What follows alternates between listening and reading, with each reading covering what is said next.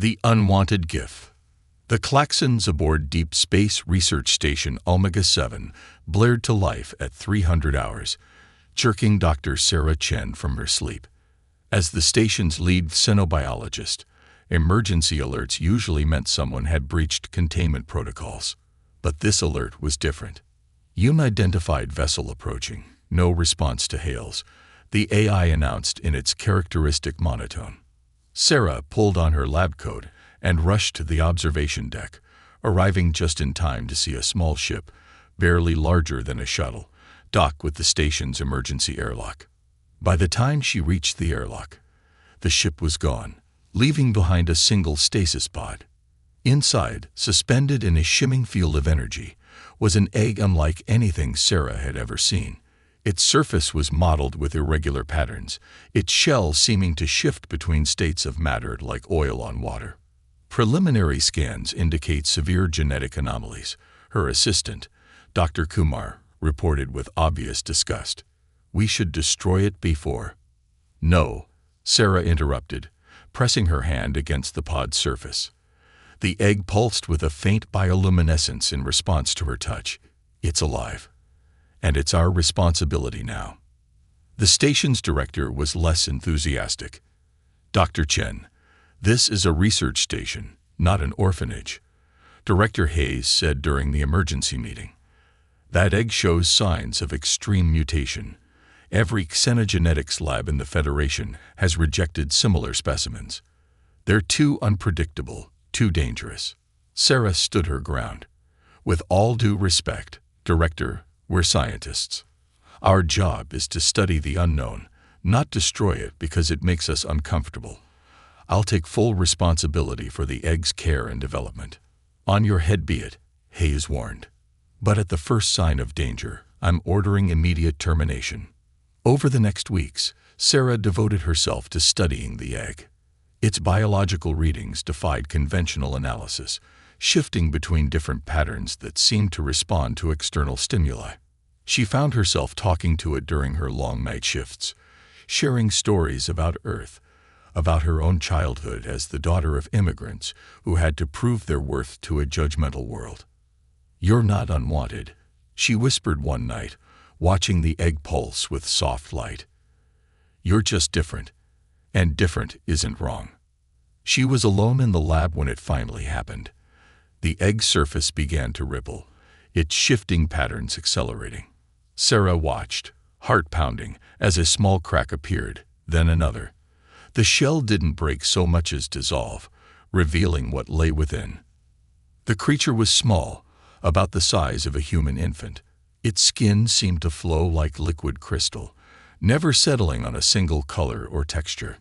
Multiple pairs of eyes opened and closed at random across its surface, and what might have been limbs or sensory organs emerged and retracted in a hypnotic dance. To her colleagues, it was a nightmare. To Sarah, it was beautiful. "Hello, little one," she breathed, reaching out slowly. The creature extended a pseudopod-like appendage, wrapping it gently around her finger. In that moment of contact, Sarah felt a rush of emotions that weren't her own: curiosity, wonder, and a desperate need for connection.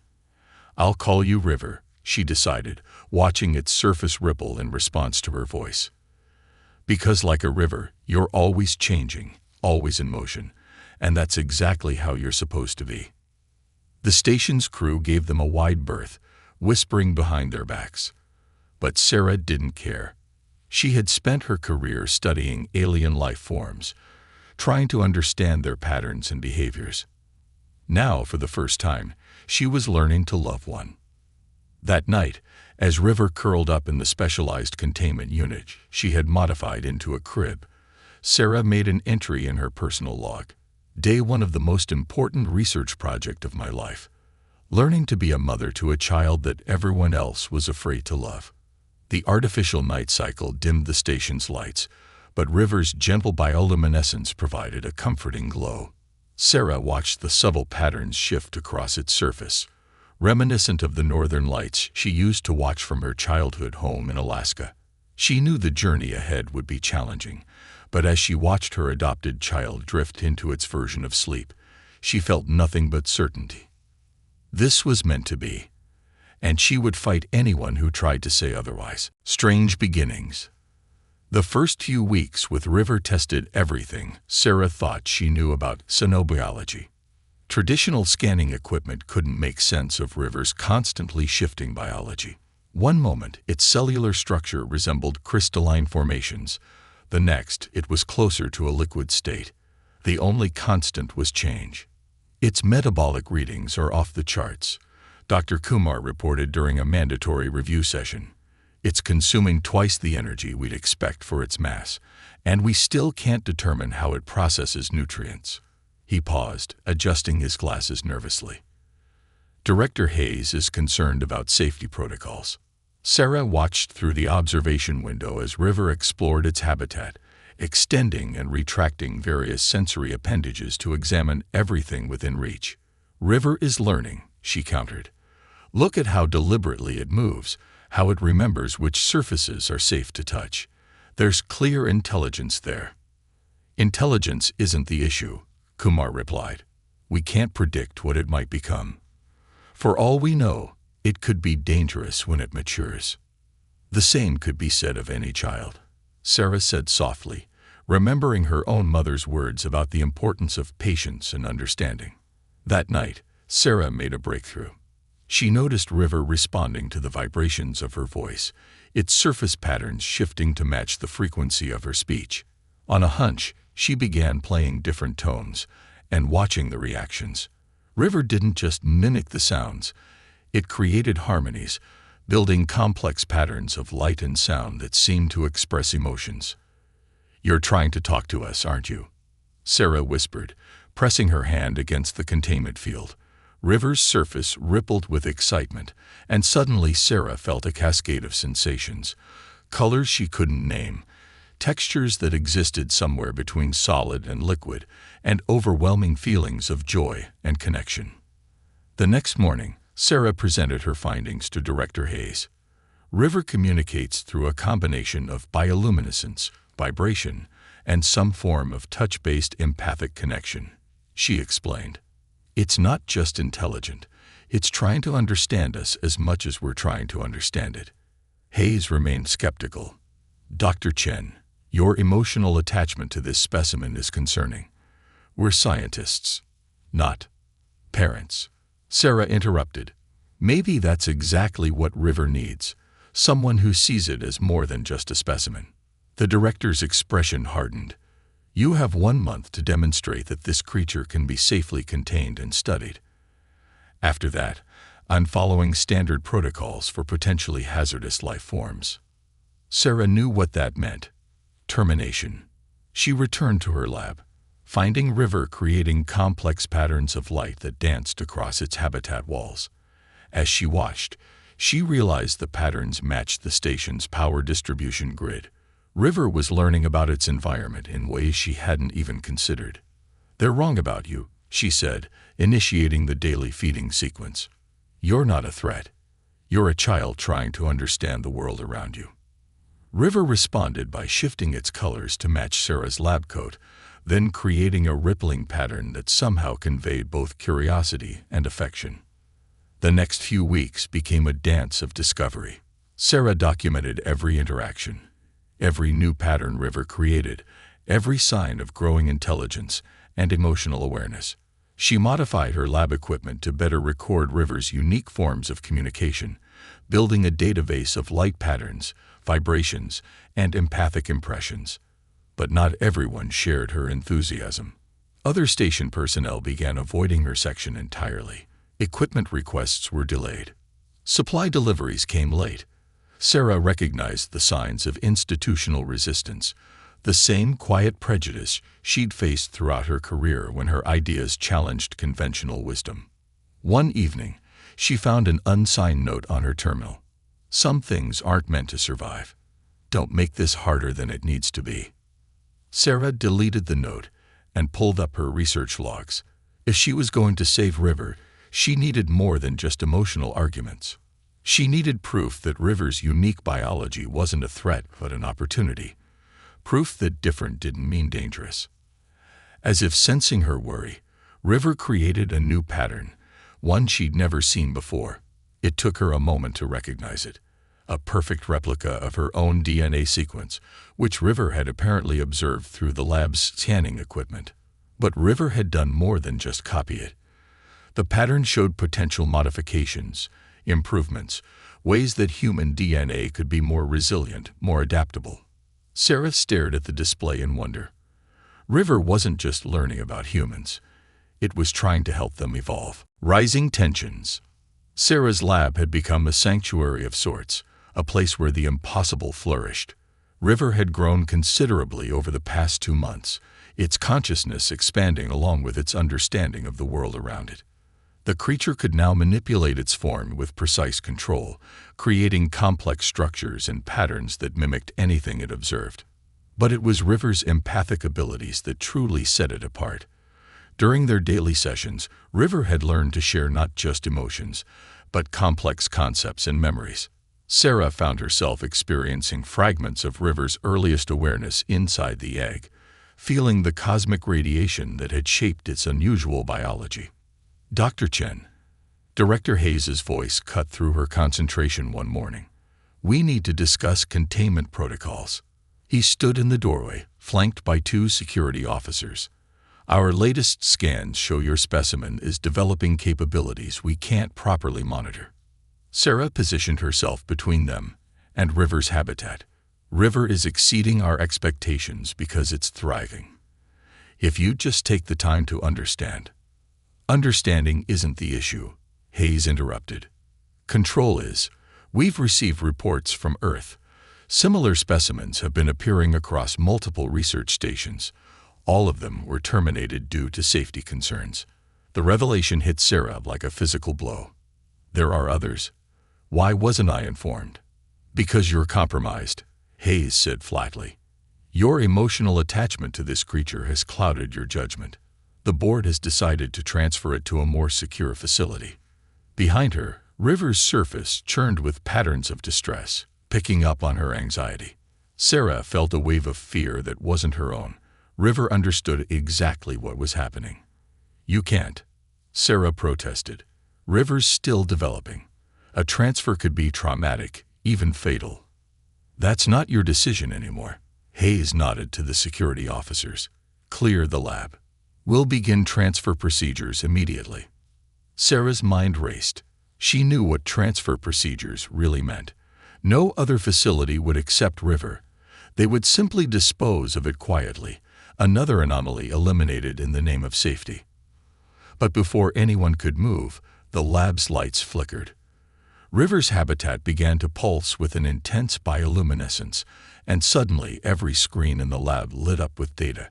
It was River's complete biological analysis, not just its current state, but its entire evolutionary history. The patterns showed a deliberate design, a natural response to cosmic radiation that had created something entirely new. River wasn't a mistake or a mutation. It was an adaptation, a new form of life perfectly suited to survive in deep space. Look, Sarah said, pointing to the displays. River isn't just showing us what it is, it's showing us what we could become. Its biology could be the key to human survival in deep space. Hayes studied the data, his expression conflicted. Even if that's true, we can't risk. He was interrupted by a station-wide alarm. Warning, the AI announced. Critical failure detected in primary life support systems. Backup systems failing to engage. Emergency protocols initiated. The timing couldn't have been worse. The station's life support systems were delicate, constantly fighting against the harsh reality of space. A total failure would be catastrophic. Sarah looked at River, whose surface had become eerily still. Through their empathic connection, she felt something new. Not fear or anger, but determination. River understood exactly what was happening, and it had a plan.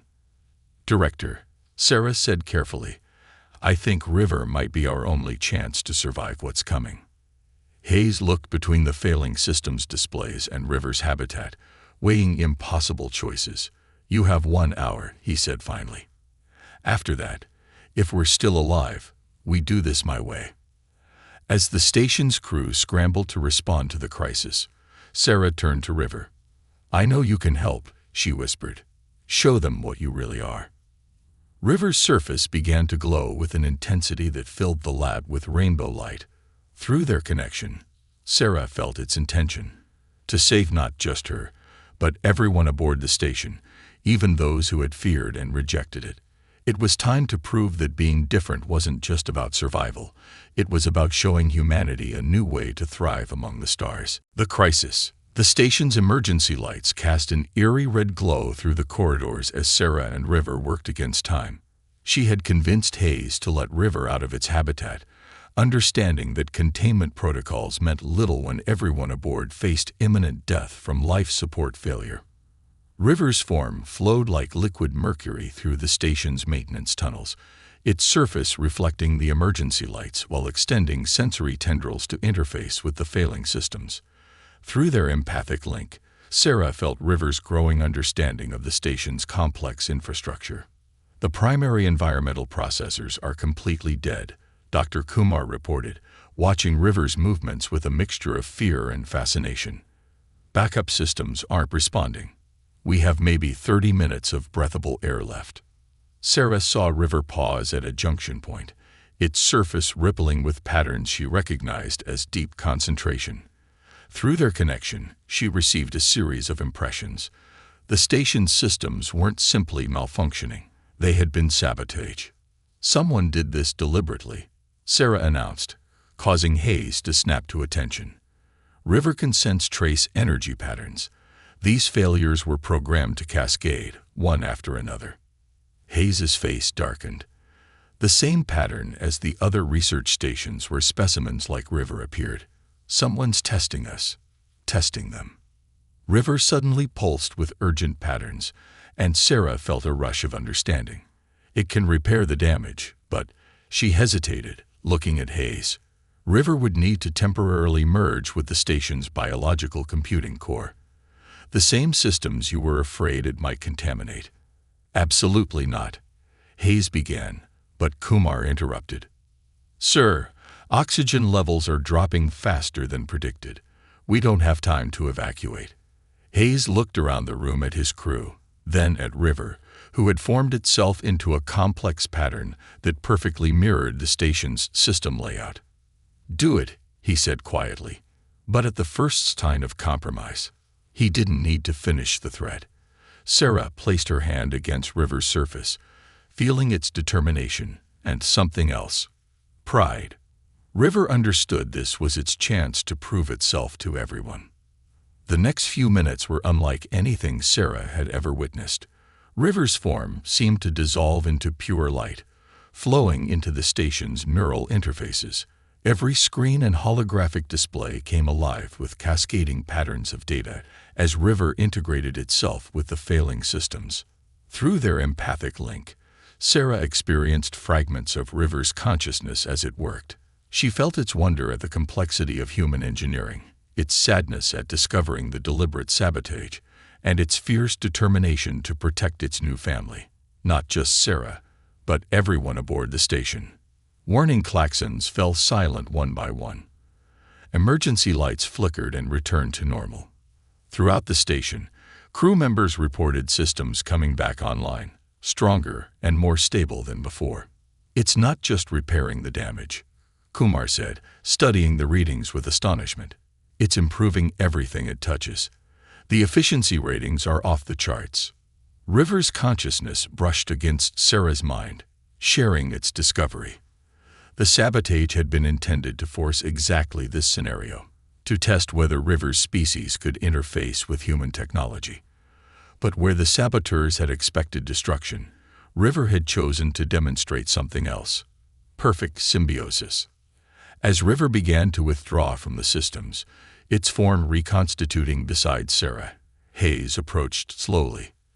The director's face showed a complex mix of emotions: relief, wonder, and something that might have been shame. "Dr. Chen," he said formally, "I believe I owe both you and River an apology. We let our fears blind us to something extraordinary." He turned to address the gathered crew. What we've witnessed today isn't just first contact with a new species. It's a glimpse of what humanity and alien life can achieve together. Sarah felt River pulse with happiness beside her, its surface shimmering with patterns that somehow managed to convey both triumph and forgiveness. Through their connection, she sensed its joy at finally being accepted, mixed with an eager anticipation for what the future might hold. But as the crew celebrated their survival, Sarah noticed something in River's patterns, a warning. Whatever force had orchestrated this test wouldn't stop here. River had sensed something in the station's systems, traces of a larger plan. Their victory today was just the beginning. A new dawn. In the weeks following the life support crisis, Omega-7 station transformed. River's improvements to the station's systems had done more than just repair the damage. They had revolutionized how the station functioned. Energy efficiency had increased by 300%, and the biological computing cores now operated at speeds that seemed impossible weeks ago. But more remarkable was the transformation in the crew. The same people who had once avoided Sarah's lab now sought out River's company, fascinated by its ability to communicate complex ideas through patterns of light and empathic connections. River seemed to thrive on these interactions, each new encounter expanding its understanding of human nature. The Federation Science Council is sending a delegation, Hayes announced during a staff meeting. They're particularly interested in River's ability to interface with our technology. He glanced at Sarah. They're also investigating the sabotage attempts at other stations. Sarah felt River's concern through their link. We've confirmed similar specimens appeared at 3 other research stations, she asked. 7, Hayes corrected. All eggs, all left in similar circumstances. But River is the only one that survived. The others were terminated before they could develop. The implications hit Sarah hard. Someone had been seeding research stations with these eggs, conducting a vast experiment. But why? River's surface swirled with troubled patterns, and through their connection, Sarah felt its growing awareness of a larger purpose. That night, as Sarah worked late in her lab, River shared something unprecedented, not just emotions or concepts, but a complete memory from its time in the egg. She saw vast ships moving between stars, carrying beings of pure energy and thought. River's species hadn't evolved naturally. They had been created as bridges between organic and artificial life, designed to help younger races make the leap to a higher form of existence. You were never meant to be alone, Sarah whispered, understanding at last. You're a gift, sent to help us grow. River's surface erupted in patterns of joy at being understood. Through their connection, Sarah felt its excitement about humanity's potential, mixed with concern about the forces that had orchestrated the station's sabotage. Some wanted to control this gift, to weaponize it rather than embrace its true purpose. The next morning, Sarah presented her findings to Hayes and the senior staff. River isn't just a new form of life, she explained. It's a messenger sent to prepare us for contact with something much larger. The sabotage wasn't just a test of River, it was a test of us, how we would react to something we didn't understand. And we failed that test at every other station, Hayes said quietly. Except here, because you chose to protect River instead of fear it. As if in response to his words, River created a new pattern, more complex than anything it had shown before. The pattern spread across every screen and display in the station, revealing a map of the galaxy marked with points of light, places where other messengers waited, ready to make contact when humanity proved itself worthy. The Federation Council arrives tomorrow, Hayes said, studying the map. They'll want to take River for study, to replicate what we've achieved here. They can try, Sarah responded, feeling River's amusement at the idea. But River isn't a specimen to be studied. It's a teacher, and it's chosen to stay here with us.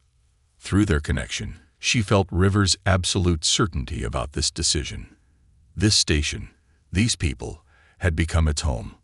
1 month later, Omega-7 was designated as humanity's first interspecies communication hub. Research teams from across the Federation came to study River's methods of interface and communication, but always under Sarah's supervision. River continued to improve the station's systems, each advancement bringing humanity one step closer to understanding its true potential. But more importantly, River had changed how people thought about the unknown. The crew of Omega-7 had learned to see beyond surface appearances, to understand that true beauty often came in the strangest packages, and that love, even between species separated by the vast gulf of space, could bridge any difference. Late one night, as Sarah watched River create patterns of starlight across the lab ceiling, she reflected on how far they'd come. The creature others had feared and rejected had become a symbol of hope, a living proof that humanity's future lay not in fear of the unknown, but in embracing it with an open heart and mind. River pulsed with gentle light, sharing through their connection a vision of the future.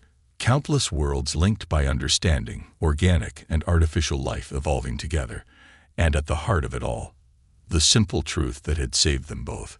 Different didn't mean dangerous, and the greatest gifts often came in the most unexpected forms. "We're just getting started, aren't we?" Sarah asked softly.